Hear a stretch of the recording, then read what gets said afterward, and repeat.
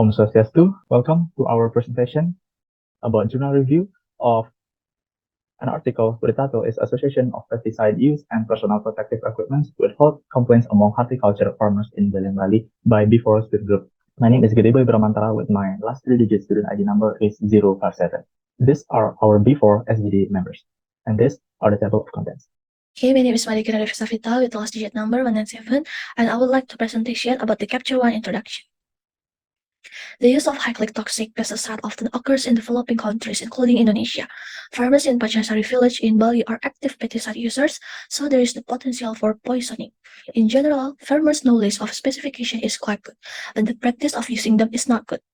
Farmers are at risk of being exposed to contamination from spraying to post-spray. Specific health complaints related to the use of specification were found to be related to the use of organophosphate type specifications, inappropriate use and care of PPE. So this is the problem formulation. This is the learning objective and learning benefit. Greetings, my name is Komang Jaya with my last digit number 037. I would like to continue the presentations about determinants of exposure to organophosphate pesticides. In this journal, research was conducted to know the relationship between the use of pesticides and personal protective equipment and health complaints among horticultural farmers in Buleleng, Bali. There were several health complaints obtained from interviews with horticultural farmers, including headache, fatigue, itchings, and nausea. Farmers are at risk of contaminant found when mixing, spraying, and handling pesticides after spraying. The following research results show several factors that may be the cause of health complaints among farmers related to the use of pesticides. This research found that 78.2% of farmers use inappropriate doses could cause poisoning. In addition, as many as 98.9% of farmers use more than 2 types of specifications in each mixtures. The survey result found that the most common type of pesticide used were the carbamate groups and organophosphate, with the active ingredient chlorpyrifos, both of which are pesticides with moderate to high toxicity. When mixing pesticides, there are still many farmers who do not use personal protective equipment such as gloves and masks, even though the potentials for exposure to pesticides remain high. This research found that the use of organophosphate type specifications and the behavior of using the carrying of PPE were inappropriate, where a higher proportions of farmers who use organophosphates pesticides, 71.4% of the farmers experience health complaints. Organophosphate are chemical compounds that can phosphorylate acetylcholine, thereby inhibiting the work of cholinesterase enzymes, which can cause acute poisoning such as headache, nausea, vomiting, fatigue, lots of sweat, watery eyes, blurred visions, and shortness of breath. Survey also results show that 96.6% of the farmers never wash their hands after mixing the pesticides. Another factor that can influence health complaint is the improper maintenance of the PPE. Most of the farmers selected as respondents in the survey wash their work clothes after 4 days of wearing them. That is all from me. Thank you. Hello, my name is Bintang Dila Puspapitari. With my last 3-digit student ID number is 157. Here I'm going to continue the presentation about the next chapter, 2.2, Natural History of Disease caused by exposure to organophosphate pesticide. So the first stage is exposure. Horticulture farmers in Buleleng, Bali touch with different pesticides that are frequently used to safeguard crops against illness and pests while working in their fields. And then there is a lack of protective measures by farmers, which causing the disease like headache, nausea, and vomiting, fatigue, lots of sweat, watery eyes, blurred vision, and shortness of breath. Fully recover their normal neurologic function in 2 to 3 weeks with the supportive treatment antidotes such as atropine and pralidoxim. And then the next stage is recovery stage, which is symmetric polyneuropathy, flaccid paralysis, and mental deficiencies such as Parkinson-like symptoms, lethargy, and many more. And then in that stage, it could be respiratory failure from bronchoconstriction, bronchoria, central respiratory depression or weakness, paralysis of the respiratory muscles. That's all from me. Thank you. Hello everyone, my name is Natasha Pusparani with a digit number of 227, and today I will be discussing the relation of the journal discussed in this paper to occupational diseases. According to the regulation of the President of the Republic of Indonesia, number 7 of the year 2019, occupational diseases are those caused by work and the work environment. There are various types of occupational diseases. One prominent example is diseases caused by exposure to chemical factors such as pesticides as discussed in this journal.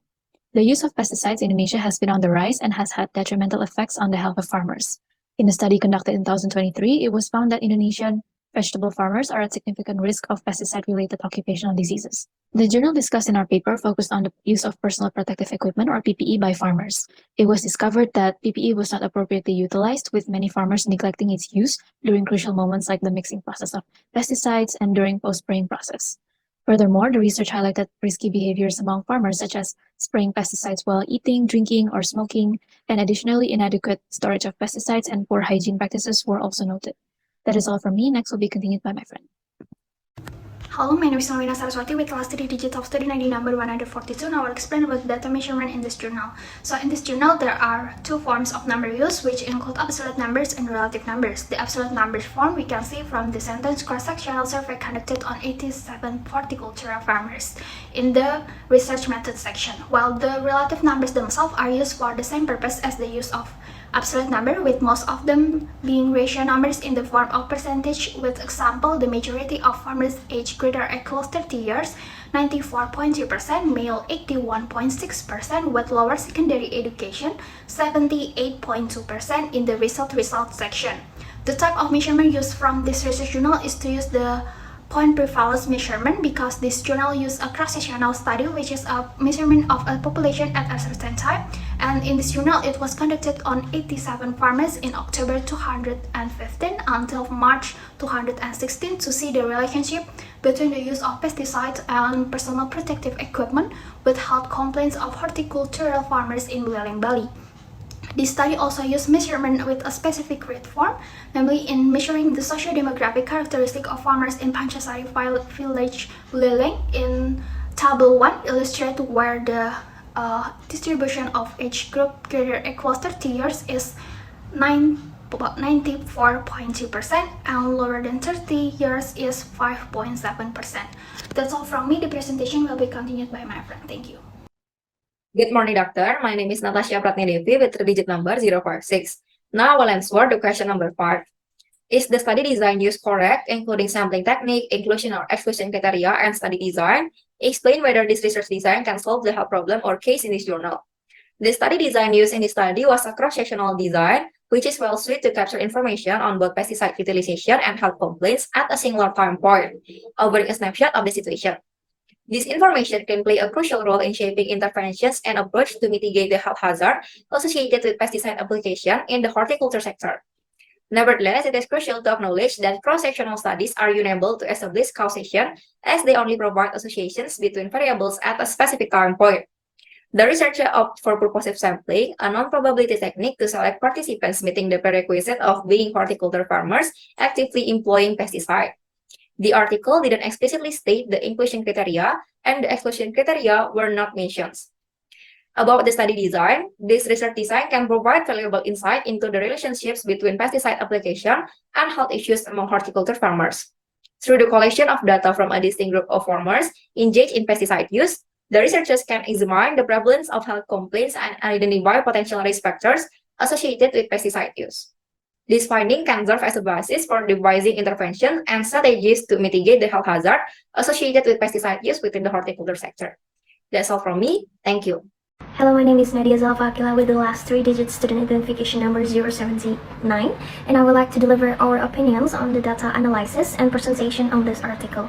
The presentation of data in this research article is in accordance with writing criteria, where the research is written objectively without any interpretation from the author.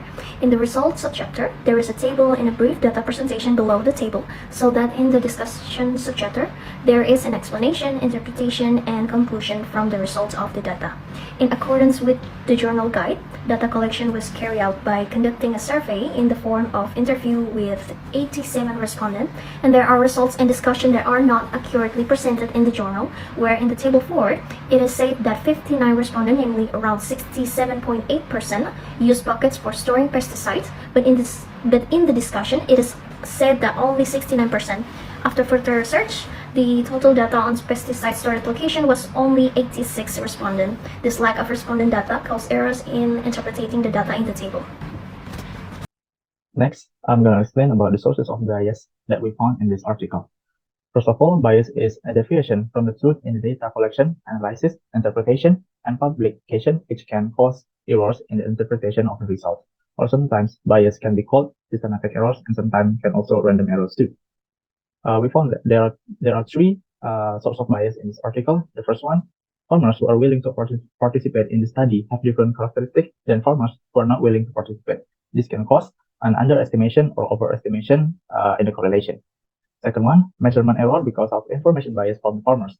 Farmers do not always remember or accurately report their use of pesticide or personal protective equipment.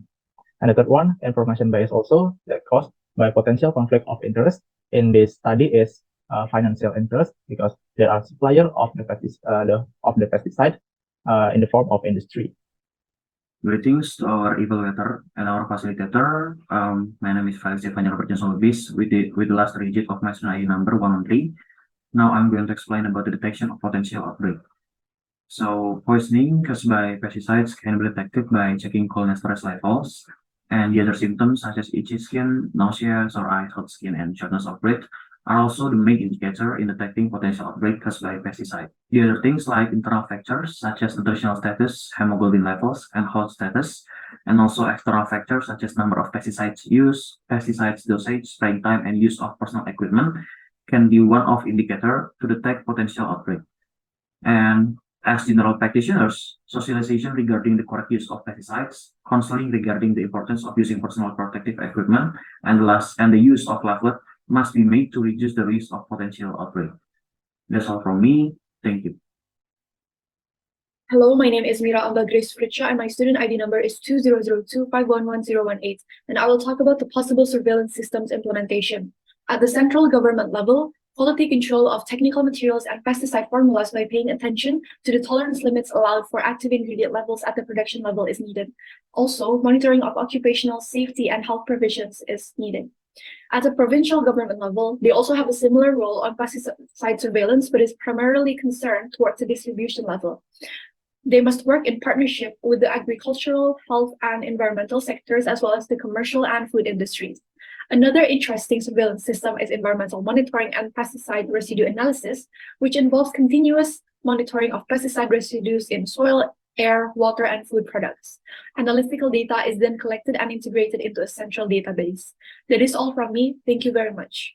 Okay, thank you for your time. Hello, my name is Naomi Margareth Panjaitan, and my last three digit of student number is 167. Here, I'm going to explain about the screening method. Generally, there are several types of screening methods, which are mass screening, targeted screening, multiple or multiphasic screening, multi-purpose screening, and also there is case finding or opportunistic screening. The appropriate screening method used in this research is targeted screening. Targeted screening is a screening method that carried out on at-risk group based on epidemiological research. Firstly, researchers use the results of epidemiological research to determine which communities are more at risk. And then, researchers randomly select the samples from the at-risk population. That's all from me. The next slide will be presented by my friends. Thank you. Hello, my name is Gede Raka Samudra with the last three digits of student number 023. Now I will explain you about the relevance to disease prevention and control efforts in the community. One is to know Desa Pancasari horticultural farmers' knowledge about the association of pesticide use and personal protective equipment with health complaints. Two, to know pesticide intoxication level in horticultural farmers in Desa Pancasari. Three, to know horticultural farmers' behavior during spray time. They usually smoke, drink, eat, which is dangerous for their health. Four, to know horticultural farmers' health complaints caused by pesticide intoxication. There are skin irritation, headache, cough, toothache, dyspnea, dizzy, nausea, and eyes irritation. 5. To evaluate pesticide control policy in Bali, as stated in Permentan RI nomor 107, garing Permentan, garing SR.140, garing 9, garing 2014. That's all from me, thank you. So in this journal, there are two forms of numbers, namely absolute numbers and relative numbers. The research design used is a cross-sectional design, namely measuring a population at the curtain time. This research also uses measurements in the form of curtain rates, namely measuring the socio-demographic characteristic of farmers in Panjaitan village blurring in tabular form. The presentation of data in research article is in accordance with writing criteria where the research is written objectively without any interpretation from the author. To reduce bias in this source, it is necessary to design research carefully, select representative samples, use accurate measurement methods, and provide transparency regarding founding source and conflict of interest. According to the journal, this can be prevented with a good monitoring system and effective programs. Some examples of monitoring systems that can be implemented are quality control of technical materials and pesticide formulas by paying attention to the tolerance limits for active ingredients levels permitted at the production level, as well as monitoring occupational safety and health provisions. The appropriate screening method to use is targeted screening by conducting interviews using structured questionnaires and observation. These journals monitoring measures are relevant to the prevention and control of disease in society, thereby enabling an understanding of the use of pesticide in everyday life. And that's all from us for our presentation of Committee Best Practice Student Project. We are very sorry if we are still making mistakes in the presentation, video, or our paper.